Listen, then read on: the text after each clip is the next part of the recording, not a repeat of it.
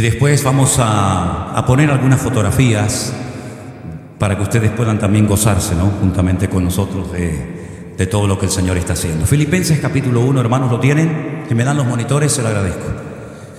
Aleluya. Filipenses capítulo 1 es una carta que Pablo la escribió desde la prisión en Roma. Él estaba físicamente privado de libertad, sin embargo su espíritu, su alma estaba más libre que nunca, porque nos pueden encarcelar, pero lo que no pueden encarcelar es nuestra alma, nuestro espíritu, nuestro corazón. Independientemente de las circunstancias, hoy hablaremos de ellas, nosotros sabemos que en todas las cosas de la vida somos más que vencedores, amén, por medio de aquel que nos amó, es decir, de nuestro Señor Jesucristo. Dice Filipenses capítulo 1 a partir del verso 3: doy gracias a mi Dios siempre que me acuerdo de vosotros, siempre en todas mis oraciones, rogando con gozo por todos vosotros, por vuestra comunión en el Evangelio desde el primer día hasta ahora. Y dice el versículo 6: estando persuadido de esto, que el que comenzó en vosotros la buena obra, la perfeccionará hasta el día de Jesucristo. Quiero que lean conmigo el versículo 6 en alta voz, por favor. Estando persuadido de esto, que el que comenzó en vosotros la buena obra, la perfeccionará hasta el día de Jesucristo. ¿Cuántos dicen amén? Gloria a Dios. Después hablaremos de este texto, si Dios lo permite. Quiero ponerles a continuación, no sé si ya las tienen preparadas arriba, una serie de fotografías de los lugares, de los cultos donde hemos estado, para que ustedes puedan ver también un poquito pues lo que hemos hecho en esta semana que ha sido muy intensa, esta semana que ha pasado muy rápido, pero el Señor, gracias al Señor, nos ha dado fuerzas para poder estar en todos estos lugares. Y justamente esta fotografía que ustedes están viendo ahora mismo, la tienen ahí en las pantallas. ¿Molesto aquí en el centro yo? ¿Un poquito? ¿No? Ustedes ven, ok. El que no vea se ponga de pie. Hay unos hermanos cristianos, evangélicos, lógicamente, de Haití, que han construido ese salón. Es una iglesia que se alquila a otras congregaciones. Esto es una cosa muy típica allí en los Estados Unidos, que una iglesia se alquila para varias congregaciones. Y el último día que tuvimos, nos congregamos en ese auditorio realmente precioso, es de unos hermanos, ya digo, haitianos, y el salón se quedó pequeño. Lamentablemente no dejaron entrar a mucha gente que se quedó fuera por el problema del seguro, que no pueden entrar todos por seguridad, etcétera. Pero ahí tuvimos el culto de despedida. El domingo a la tarde fue realmente una reunión preciosa.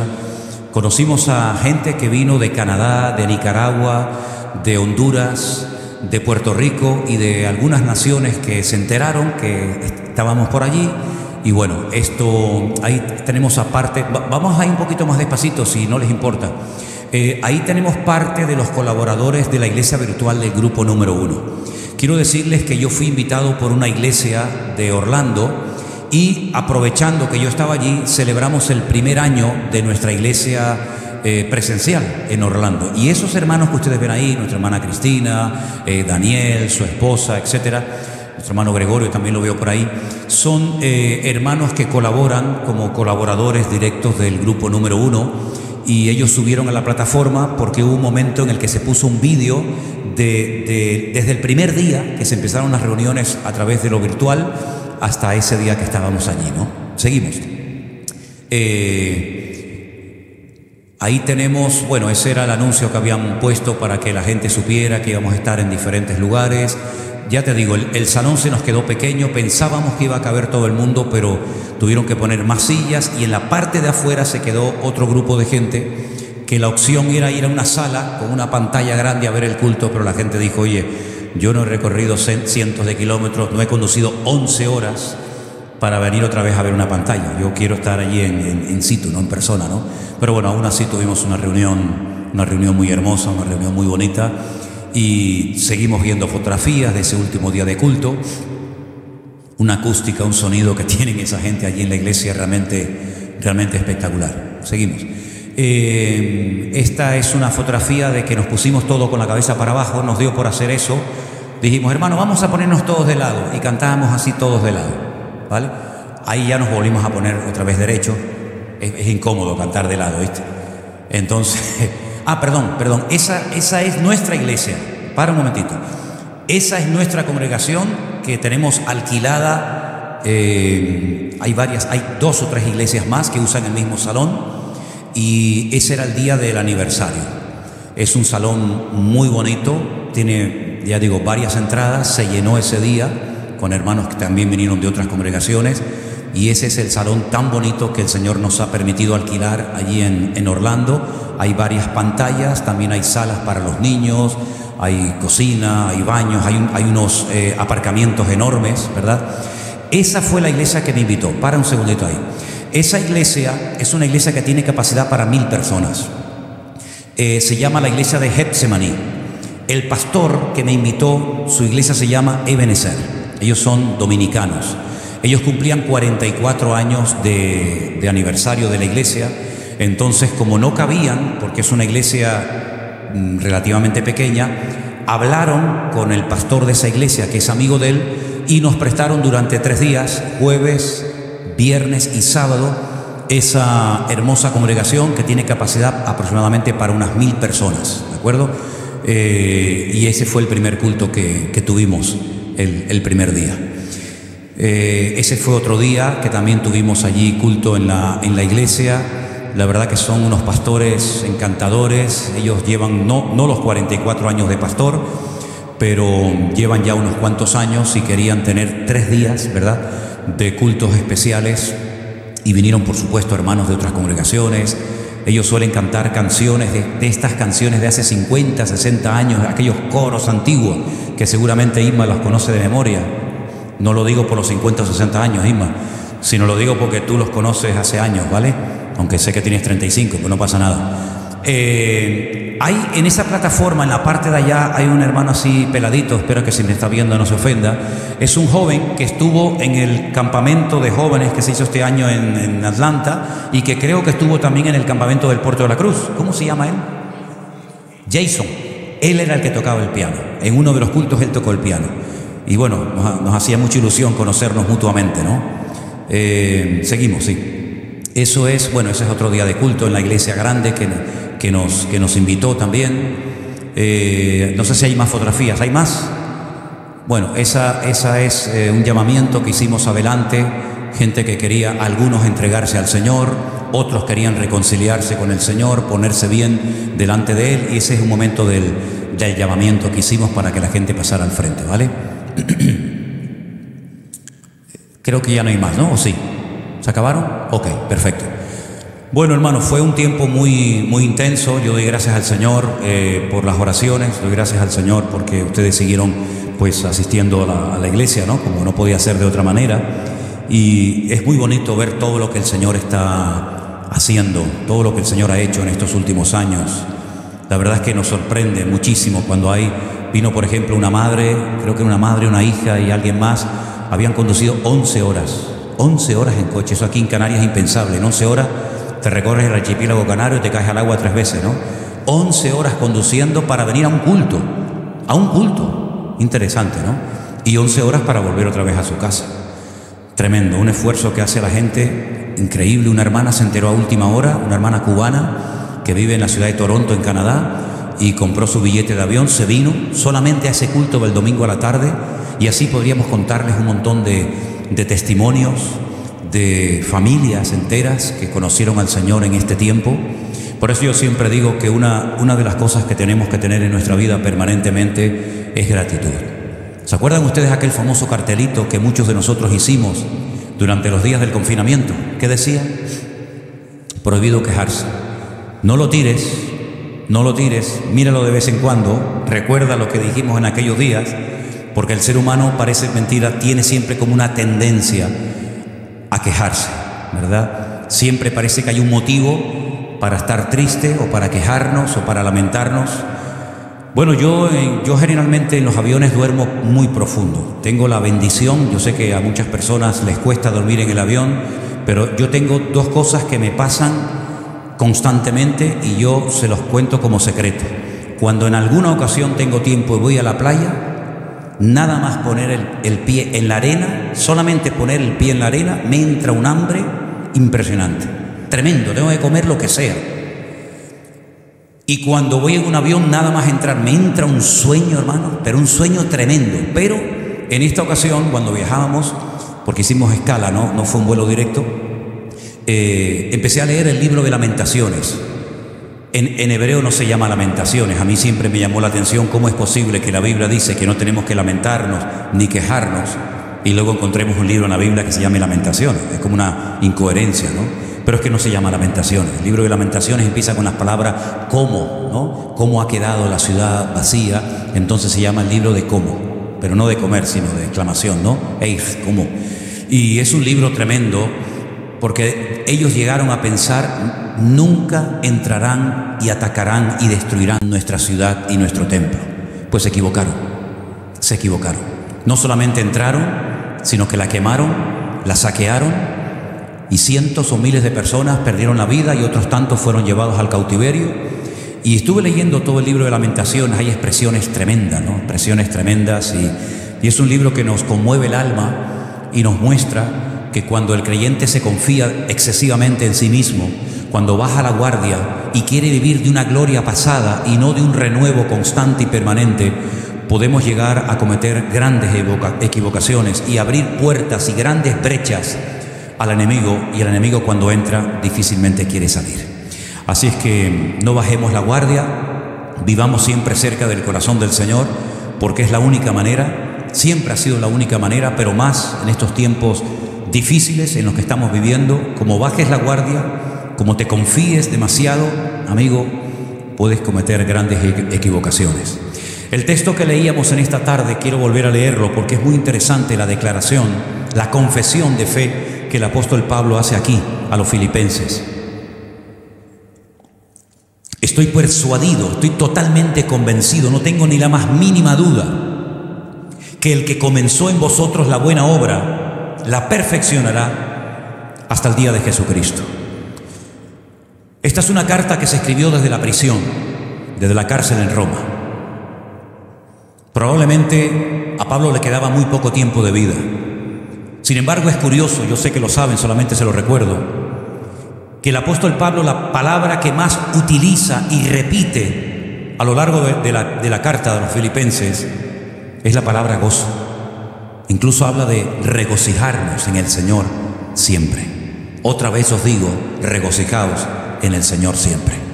Es una carta breve, pero muy bonita. Y además a nosotros, yo creo que nos tiene que tocar y bendecir especialmente. ¿Saben por qué? Porque esta es la primera carta que se escribe a una iglesia de Europa. Todas las demás cartas de iglesias que Pablo fundó no estaban en Europa, pero esta es la primera carta que el apóstol Pablo escribe a una iglesia europea, la carta de los filipenses. Y hay una serie de cosas que el apóstol Pablo menciona en la carta que nos hacen reflexionar, o nos deberían de hacer reflexionar. Primero, las circunstancias son cambiantes. No siempre vamos a estar ni en el mismo estado de ánimo, ni con las mismas ganas, ni con la misma fuerza. La vida es cambiante, nuestra vida está constantemente cambiando. Alguien dijo, no sé si será verdad o no, pero alguien dijo que cada 7 años tenemos un cuerpo nuevo. Algunos dirán, yo pues me está tocando una renovación, ¿no? Pero dicen que todas las células de nuestro cuerpo cada 7 años se renuevan y es como si nos regalaran un nuevo cuerpo. No sé hasta cuándo funciona esto, pero por lo menos es lo que he leído. Sea como sea, las circunstancias en nuestra vida son cambiantes. Tú puedes, por ejemplo, recordar momentos muy duros, momentos difíciles, tal vez de pérdida de familiares, de seres queridos, de pérdida de un trabajo, de una traición, de algo que te hizo llorar y pasarlo mal. Pero también estoy seguro que si te paras puedes recordar momentos de gozo, de alegría, de victoria, de bendición, en los que parece que todo iba bien y se abrían puertas, ¿verdad? Y puedes recordar cuando criabas a tus niños pequeños y correteaban por la casa y gritaban y jugaban y se agarraban a tu falda, a tu pantalón y te decían papá, mamá. Pero también recuerdas cuando se fueron y algunos han vuelto y otros no han vuelto nunca más. Es decir, las circunstancias de la vida están constantemente cambiando, constantemente. Las estaciones del año son cambiantes. Yo sé que hay países donde parece que siempre hay la misma climatología, pero Aquí en Canarias no se nota mucho, pero en la península cuando llega el verano es verano fuerte. Y después ya se nota que ya entramos en el otoño, las hojas de los árboles comienzan a caerse, son de hoja caduca, y aquellos árboles tan hermosos de aquellas avenidas ahora están pelados, parece que están muertos, porque está anunciando que llega el invierno, el frío, la nieve, y la gente ya no puede salir tanto a la casa, y cuando llega la primavera, quitarse la ropa de invierno, quitarse los abrigos, salir a la calle a coger el sol, ¿verdad? Sí, la vida está constantemente cambiando. Lo vemos en los niños. Ahora vemos aquí a Agus embarazada, con ese barrigón, que no sé si hay 2 o 3 adentro metidos, pero dentro de poco lo veremos aquí, y correrá, y saltará, y brincará, y vemos que la vida va cambiando, ¿verdad? De una forma tremenda. Y si no me crees lo que te estoy diciendo, mírate al espejo. Mírate al espejo. Algunos dicen, no, yo ya no tengo espejos en casa, ya los quité todos. Pero los que todavía se animan y se atreven a mirarse al espejo, mírate al espejo. Mírate al espejo, como de vez en cuando dice, uy, ¿esto qué? Eso es tuyo.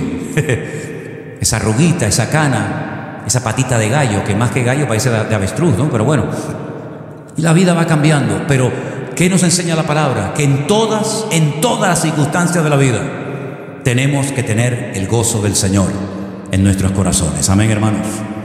Porque todas las cosas que ocurren a los que aman a Dios ayudan siempre para bien. Aún aquellas cosas que no entendemos, aún aquellas cosas que chocan frontalmente contra nuestra voluntad o nuestros deseos, esas circunstancias también Dios, el Señor nuestro Dios, las ha permitido siempre para nuestro bien, para que crezcamos, para que maduremos, para que aprendamos a notar y a sentir la presencia del Señor en todo momento, cuando tienes abundancia y cuando tienes escasez. De hecho, Pablo dice en la carta que él en su ministerio tuvo tiempos de mucha abundancia y también tuvo tiempos de mucha escasez. Dice, pero en todas las circunstancias, en abundancia, en escasez, siempre he aprendido a gozarme, porque el Señor siempre ha sido fiel y Él ha provisto todas y cada una de mis necesidades conforme a sus riquezas en gloria en Cristo Jesús. Amén, hermanos. No solamente las circunstancias son cambiantes, las pruebas que manda el Señor a nuestra vida, que también a veces decimos, ¿por qué me toca a mí esto? ¿Por qué tengo yo que pasar esta prueba? Esa prueba Dios ha permitido que llegara a tu vida. Por eso dice la Biblia, tener sumo gozo, el máximo de gozo cuando estés siendo probado, sabiendo que la prueba de vuestra fe produce paciencia. Así que cuando estés pasando por alguna prueba, si es que estás pasando por alguna prueba ahora o pasarás en el futuro, siempre mantenerte firme, gozoso, alegre, sabiendo que el Señor ha mandado esa prueba a tu vida con un propósito o con varios propósitos. Uno dice, bueno, ya parece que pasé todas las pruebas. Bueno, eso lo decide el Señor, no nosotros. Yo dije en cierta ocasión, lo repito y reitero, que las pruebas son proporcionales a nuestro nivel de fe y de madurez. Dios no se va a equivocar con la prueba que te ha mandado. Las pruebas de David eran las de David, las de Moisés eran de Moisés, las de Abraham eran de Abraham. No se equivocaban para este, sino que cada prueba ha sido diseñada específicamente para tu desarrollo y para tu crecimiento espiritual. Y en la prueba, en la angustia, en la presión, es donde buscamos al Señor. De hecho, hay un altísimo porcentaje. Alguien hace tiempo hizo una estadística y dijo que más del 75%, es una cifra muy alta, más del 75% de la gente que se atrevió en un día a venir a una iglesia evangélica, sin conocer tal vez a nadie, o aceptando una invitación de alguien, fue porque en el fondo de su corazón, en su vida, había una necesidad, sea física, sea económica, sea matrimonial o de la índole que sea. En otras palabras, no solamente nos gozamos en las circunstancias, sino también en las pruebas que el Señor envía a nuestras vidas. Y Dios nos habla por las circunstancias y también por medio de las pruebas. ¿Cuántos dicen amén?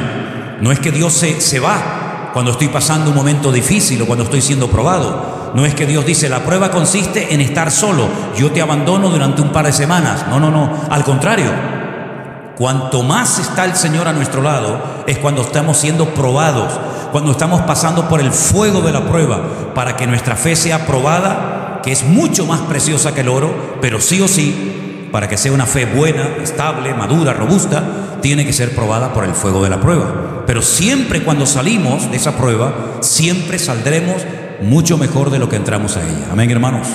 Gloria a Dios. La primera prueba, por ejemplo, que pasó a Abraham fue dejarlo todo. Ya empezó alto el Señor, ya empezó fuerte, ¿no? Esa sería para nosotros a lo mejor la última. Para Abraham fue la primera, déjalo todo. Tierra, padre, madre, herencia, amigos, todo, déjalo todo y sal de este país a la tierra que yo te mostraré. Una prueba tremenda, Repito, parece que para uno sería la última.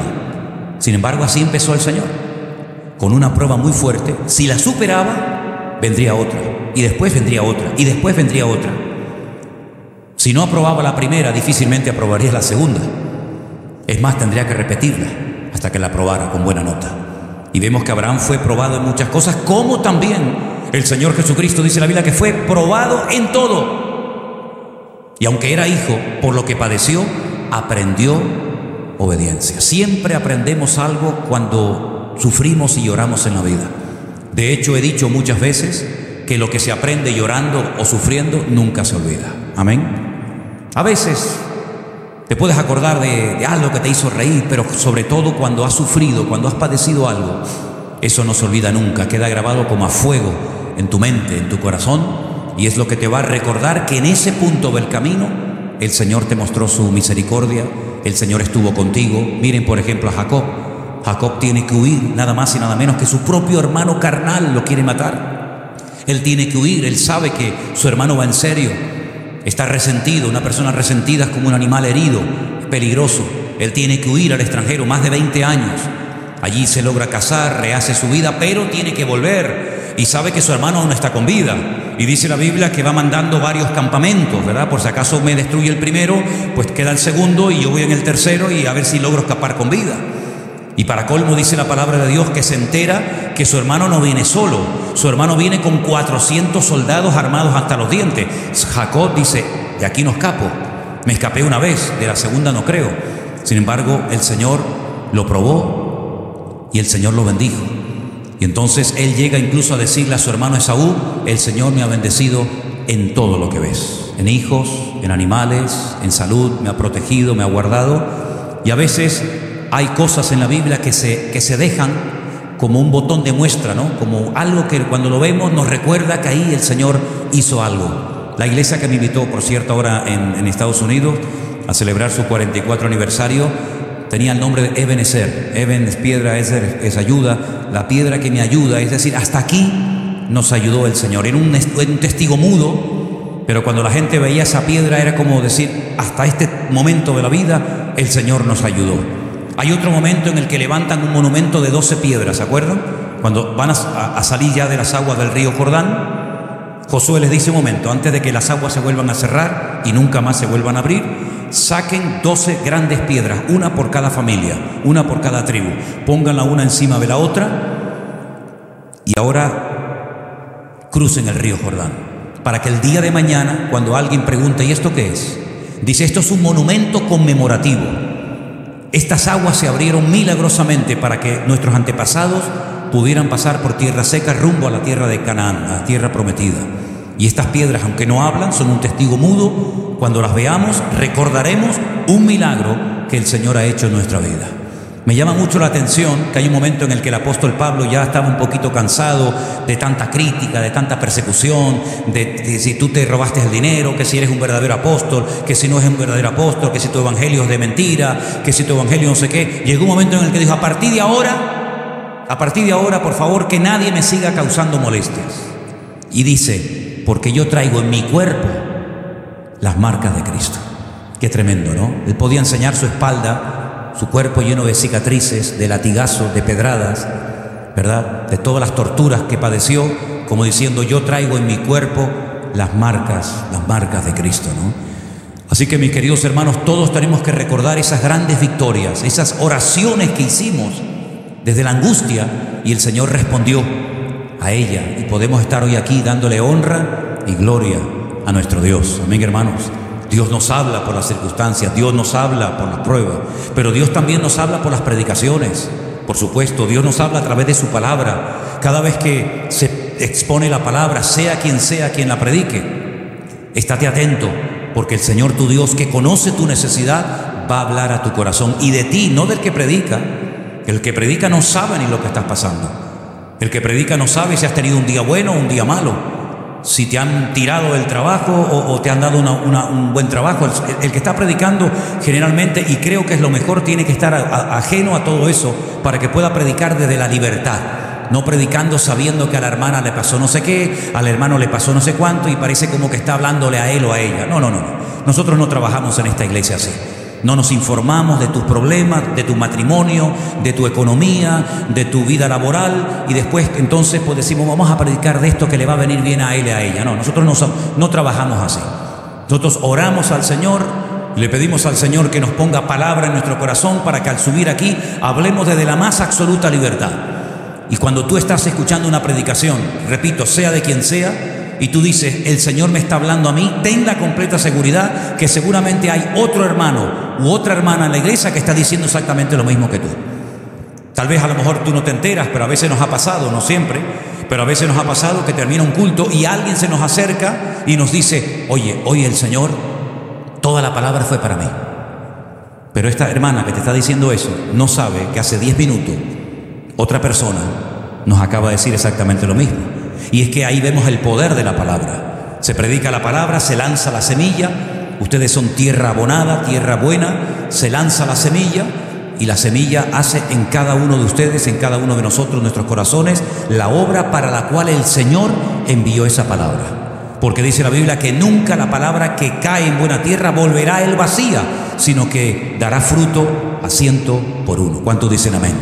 Así que atento a las predicaciones, atento a la palabra. Si te está fallando la memoria y no eres ya capaz de retener muchas cosas, tráete una libreta, apunta, toma apuntes de las palabras, de los versículos, de las cosas para después repasar. Aunque siempre digo que todo esto después queda grabado y ya gracias al Señor, yo creo que ya hemos pasado los 4.000 mensajes.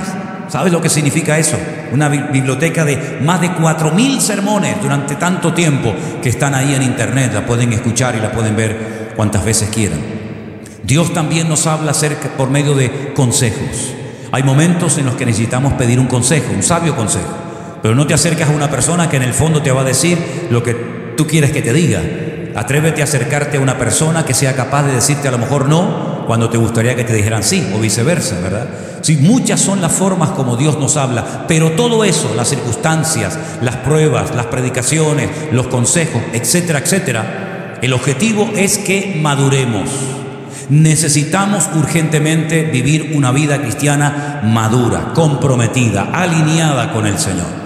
Pablo le decía a otra iglesia, concretamente a los hermanos de la iglesia de Éfeso, no quiero que seáis niños fluctuantes, ¿verdad? Niños fluctuantes, un día arriba, otro día abajo, ahora voy a por todas, ahora no sé ni dónde estás metido, ahora quiero ir en serio con el Señor, mañana no puedo porque no tengo tiempo. El Señor no quiere que tú sigas en esa dinámica de vida. Eso funcionó un tiempo, pero ya es tiempo de madurar. Dice la Biblia, cuando yo era niño, ¿qué dice? Hablaba como un niño, pensaba como un niño, juzgaba, actuaba como un niño. Mas cuando ya fui hombre, dejé lo que era de niño. Y esas palabras se las dirige el Señor a otra congregación en la ciudad de Corinto, cuando le dice, hermanos, sois niños, sois carnales, pues habiendo entre vosotros celos y envidias, ¿no sois carnales y habláis y os comportáis como hombres? En Orlando prediqué esos versículos que dice, después de tanto tiempo, debiéndose ya maestros, todavía tenéis necesidad de leche y no de alimento sólido. Y os habéis hecho tardos para oír, de tal manera que me resulta difícil explicarles muchas cosas. Y me venía a la mente cuando estudiaba ese versículo, que os habéis hecho tardos para oír, me venía inmediatamente ese versículo de Santiago que dice, todo hombre sea pronto para oír y tardo para hablar. Estos invirtieron el orden, lo hicieron al revés. En vez de ser tardos para hablar, se hicieron tardos para oír. Y la palabra del Señor nos dice que tenemos que tener siempre los oídos bien abiertos y afinados a lo que el Espíritu Santo le está diciendo a la iglesia. 7 veces lo dice. El que tiene oídos para oír, oiga, obedezca, también se podría haber traducido lo que el Espíritu Santo le está diciendo a la iglesia. En otras palabras, el objetivo que el Señor se ha propuesto contigo es no parar de obrar, de perfeccionarte, de moldearte, de tratarte, para que llegues a ser un cristiano tremendamente maduro y puedas bendecir y puedas ayudar a otras personas y no estar siempre mendigando que me ayuden, mendigando que me den algo, sino ya en un nivel superior, dando a los demás, ocupado en atender a los demás y no tanto en uno mismo. Ahora bien, hay varias, por así decirlo, secretos, que no son realmente secretos, son como principios elementales que Pablo puso siempre en práctica en su vida, que yo creo que nos vendría muy bien recordar. Pablo, a lo largo de la carta, enseña a gozarse en el Señor. Hay un versículo por ahí que ustedes lo conocen, que dice: el gozo del Señor es más fuerte. El gozo del Señor es nuestra fortaleza. Es nuestra fortaleza el gozo, ¿sí o no? Entonces, ¿por qué hay muchos cristianos que están tan débiles? Porque si el gozo produce fortaleza, el no gozo produce debilidad. Entonces, si tú quieres estar fuerte en el Señor, tienes que aprender a gozarte en las circunstancias, en las pruebas, en todo momento y en todo lugar. Recuerden que esta carta Pablo la escribe desde la cárcel. No está viajando por Europa, visitando iglesias, abriendo congregaciones, ministrando a multitudes. No, está preso solo en una cárcel en Roma, donde incluso algunos compañeros de ministerio le han causado grandes problemas, donde otros lo han abandonado y donde la primera vez que lo sacan a hacerle un juicio, digamos una toma de contacto, un careo, dice: ninguno estuvo a mi lado. Dice: pero el Señor sí estuvo a mi lado. Amén. El Señor estuvo a mi lado y me dio fuerzas y pude cumplir con la palabra. Y saben, hay un momento en la carta que él escribe a los filipenses que dice algo muy interesante. Él emplea, digamos, como un término militar que era muy conocido y usado por los soldados romanos, por las legiones de su época. Y él dice: hermanos, quiero que sepáis que aunque estoy en la cárcel, no estáis tristes, porque todas las cosas que me han sucedido han redundado para el progreso del Evangelio. Y esa palabra, el progreso del Evangelio, hace referencia a una legión romana que va a base de machete, ¿verdad? Y a base de espada, abriéndose camino, conquistando el terreno. En otras palabras, estoy en la cárcel, pero sigo predicando. Estoy en la cárcel, pero sigo cantando y alabando al Señor. Estoy en la cárcel, privado de libertad, pero sigo ganando almas para Cristo. Es decir, que todo lo que me ha ocurrido sigue trayendo beneficios, aportación espiritual al reino del Señor. De tal manera que todo ha redundado para el progreso del Evangelio. Es decir, si él en esas circunstancias vio que todo era para el avance y el progreso del Evangelio, cuánto más los que estaban fuera gozando de libertad en el Señor. Así que aprender a gozarnos en el Señor. No salió la cosa como pensaba. Bueno, gloria a Dios. Algunos dirán: pero cuesta. Digo: no, ya lo sé, pero gloria a Dios. Me habían prometido un buen trabajo, me habían prometido un buen sueldo, me habían prometido que me iban a contratar, que me iban a hacer un contrato. Y resulta que cuando llegué, dice: yo no te ofrecí nada. ¿Cómo que no? Si usted me dijo la semana. No. ¿Y ahora qué hago? Gloria a Dios. Amén, hermanos. Gloria a Dios. ¿Salió la cosa al revés de lo que pensabas? Gloria a Dios. El Señor sabe todo. El Señor sabe todo. No solamente gozosos, sino algo que Pablo enseña en esta carta es agradecidos.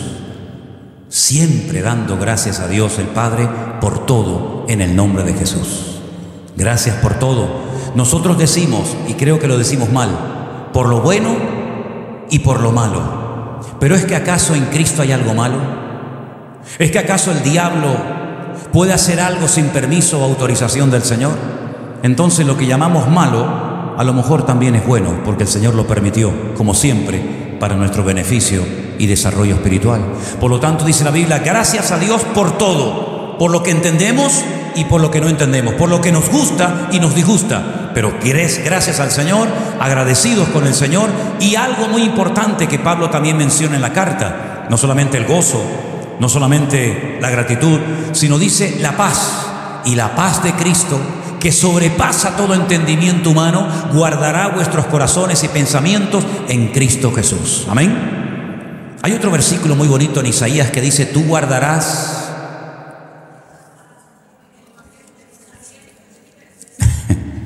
eso es, tú guardarás en completa paz. En hebreo dice paz, paz, ¿verdad? Porque la paz es completa, no le falta nada. Tú guardarás en completa paz aquel cuyo pensamiento en ti persevera, por cuanto en ti ha confiado. Es decir, la paz del Señor, el mundo no te la dio, por lo tanto no dejes que el mundo te la robe.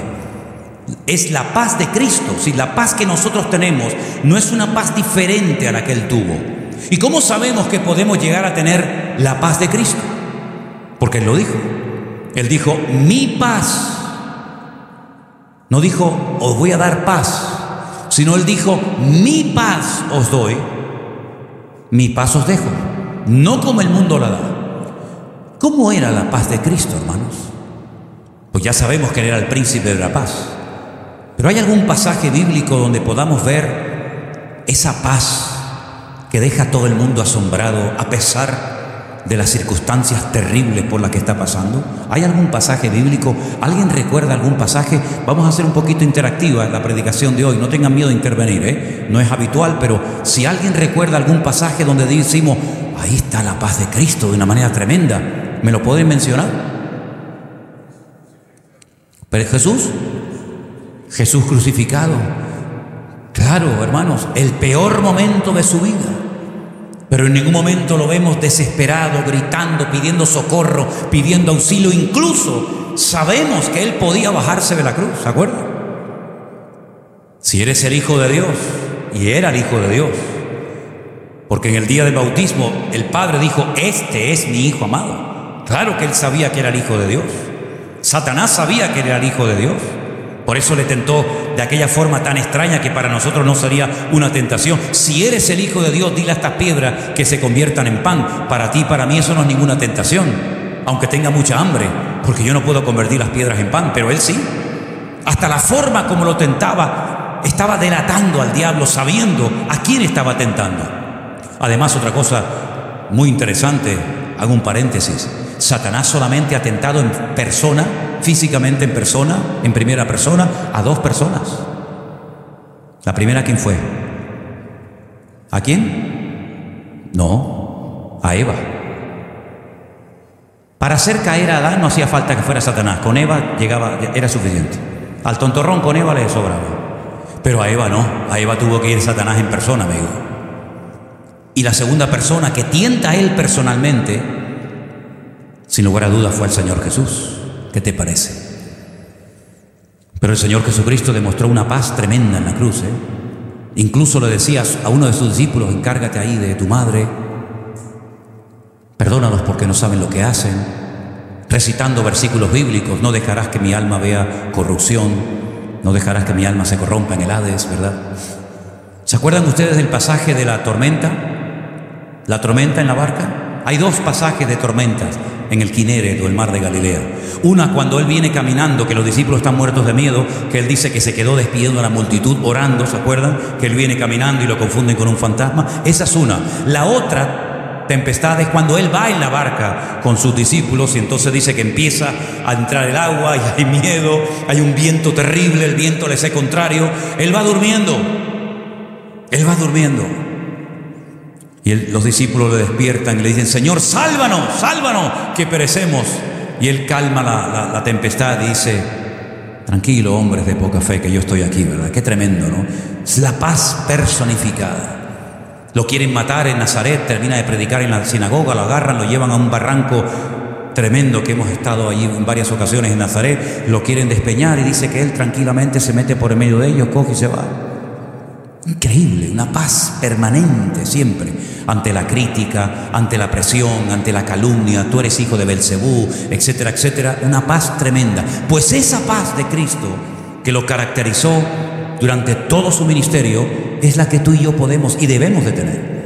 Mi paz os dejo, mi paz os doy. La misma paz de Cristo en medio de las circunstancias, en medio de las pruebas, en medio de la enfermedad, en medio de cualquier situación en la que nos encontremos, podemos tener la paz de Cristo. Yo le doy gracias al Señor porque si hay momentos en los que he sentido de su paz, es en los aviones. Yo sé que hay gente que tiene pánico a volar, pero repito, yo es que me quedo frito en el avión. Ahora, no sé si fue para allá o para acá, se movió, ¿verdad? Se movió. Entonces, como a mí cuando me mueven, me entra más sueño, porque es como cuando era chiquitito, ¿no? Que te mueven la cuna, pues más sueño me entra, pero como se movía un poquito más de la cuenta, me levanté y Elena me hace. Y digo, tranquilo, no pasa nada. Yo, otra vez a dormir. Damos gracias al Señor de que en este mundo loco podemos tener la paz de Cristo. Amén, hermanos. Uno escucha a la gente, las conversaciones, que si esto, que si aquello, que si la guerra por aquí, la guerra por allá, que si lo... Y uno dice, Señor, el texto, ¿no? Algunos dirán de niño. No, no, no es de niño. En paz me acostaré y asimismo dormiré, porque solo tú, Señor, me haces vivir confiado. Habla de gozo, habla de gratitud, habla de paz, pero habla de unidad, también habla de unidad, algo muy, muy importante. Yo toqué este punto en el aniversario ahora de nuestra iglesia allí en Orlando. Digo, hermano, hay que mantenerse siempre unidos. En la carta Pablo menciona a dos hermanas de esa congregación. Una se llamaba Evodia, otra se llamaba Síntique, y él dice, ruego a Evodia y a Síntique que sean de un mismo sentir en el Señor. Fíjate, un hombre condenado a muerte, un hombre preso, un hombre con tanto sufrimiento, pero a él le viene a la cabeza, él sabe que en la iglesia de Filipo hay un par de hermanas que no sé lo que ha pasado, no sé lo que ha sucedido, pero Pablo sabe y dice, yo les ruego por favor a Evodia y a Síntique que mantengan la unidad. Que sean de un mismo sentir. Nosotros no podemos producir unidad en la iglesia, pero sí podemos conservarla en el vínculo de la paz. La unidad la produce el Espíritu de Dios, la unidad la produce el Señor, pero somos nosotros los responsables de mantener la unidad. La unidad se rompe cuando hay celos, la unidad se rompe, se deteriora cuando hay envidia, la unidad se rompe cuando entra la carne, el ego, el yo. Sin embargo, la unidad es lo que trae bendición y vida eterna. Amén, hermanos. Mirad cuán bueno y cuán delicioso es habitar los hermanos juntos en armonía, en unidad, porque allí en ese ambiente propicio, idóneo, es donde el Señor envía bendición y vida eterna. Amén. Porque eso es lo que va a permanecer. Nuestras obras personales no van a permanecer. Todo será destruido por el fuego, dice la Biblia. Pero lo que va a permanecer es la obra del Señor. La obra del Señor necesita de hombres y mujeres valientes, hombres y mujeres generosos. Dice el apóstol Pablo, doy gracias al Señor por la ofrenda que me habéis mandado. Dice, es como olor fragante. Gracias, hermanos, porque os habéis acordado de mí. Le dice Pablo a los filipenses. Dice, no es que tenga necesidad. Yo sé que os faltaba la oportunidad. En otras palabras, la madurez de la iglesia de Filipo no era simplemente que cantaban muy bonito. De hecho, la Biblia no menciona nada como cantaban los filipenses.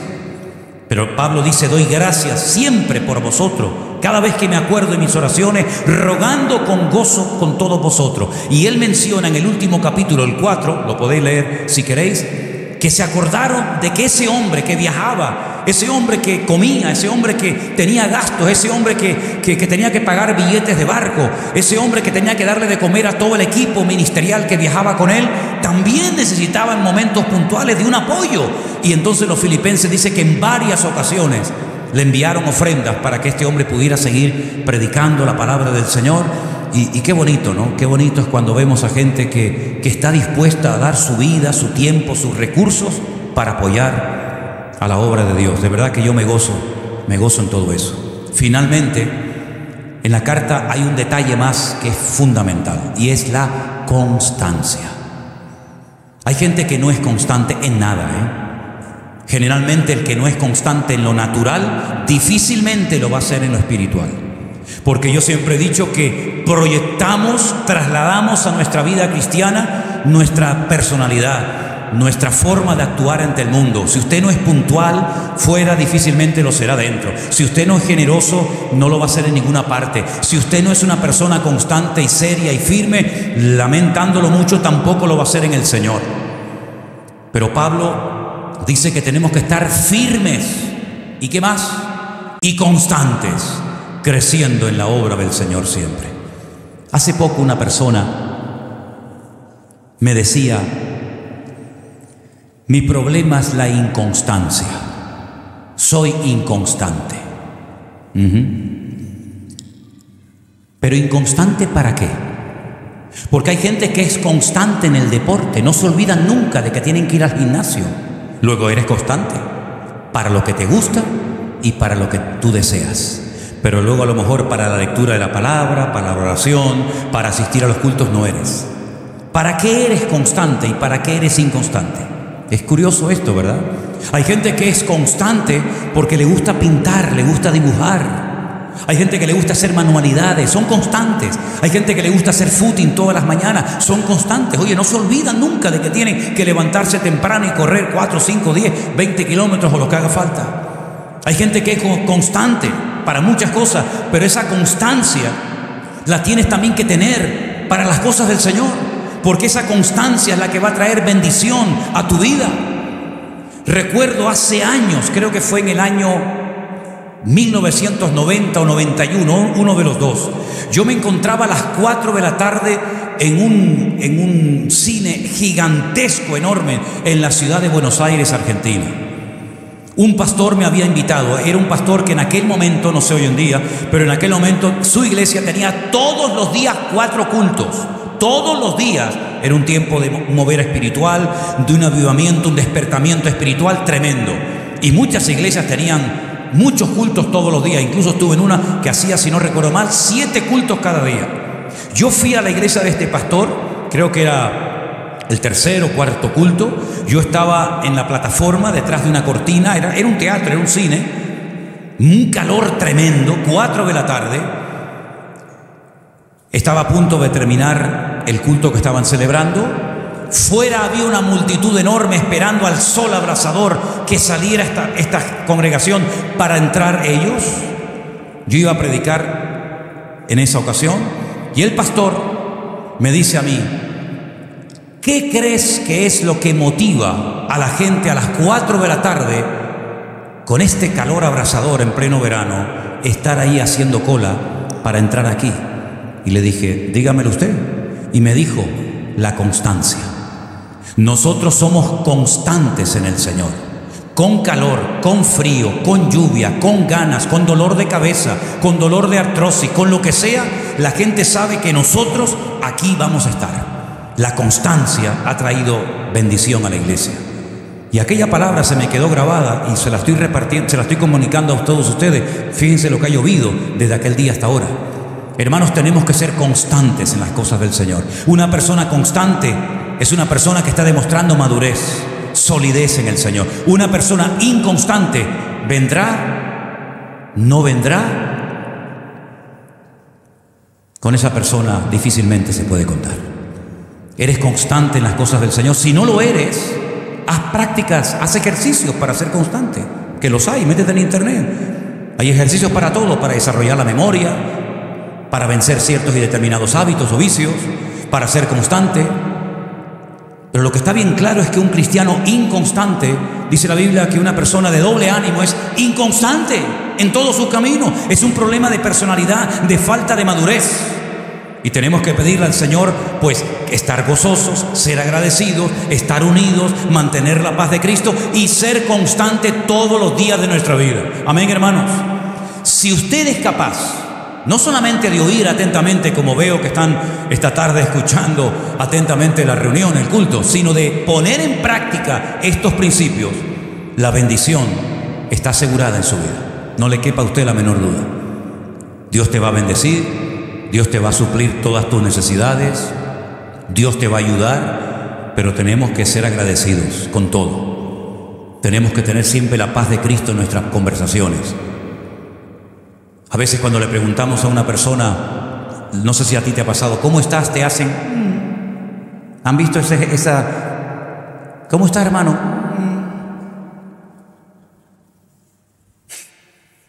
Hermana, no le estoy preguntando cómo se siente, le estoy preguntando cómo está. Y si está en Cristo, usted tiene que tener la paz de Cristo. Usted tiene que tener la presencia del Señor en su vida. Por eso cuando le pregunto cómo está, en victoria. Porque estoy en Cristo y Cristo es mi victoria. ¿Cuántos dicen amén? Aleluya. Cierra tus ojos en esta tarde. Pidámosle al Señor en este momento estas cosas que hemos hablado hoy. Señor, gozo, paz, gratitud, unidad, fidelidad, constancia. ¡Wow! Son cosas tremendas. Son cosas que nos van a ayudar mucho para crecer, para madurar, para poder servir al Señor en su reino con efectividad. Y le puedo asegurar, mi querido hermano y amigo, que el Señor va a estar siempre con usted donde quiera que vaya, no importa la circunstancia, no importa el lugar, el Señor siempre va a cuidar de tu vida. Cierra tus ojos y oremos en esta tarde juntos a nuestro buen Dios. Voy a pedirle a Anderson que pase un momentito y ore al Señor en nombre de toda la iglesia, en nombre de todos los que estamos en este momento conectados a pesar de la distancia. Señor, ayúdanos a poner en práctica la palabra que hoy tú has traído a nuestras vidas.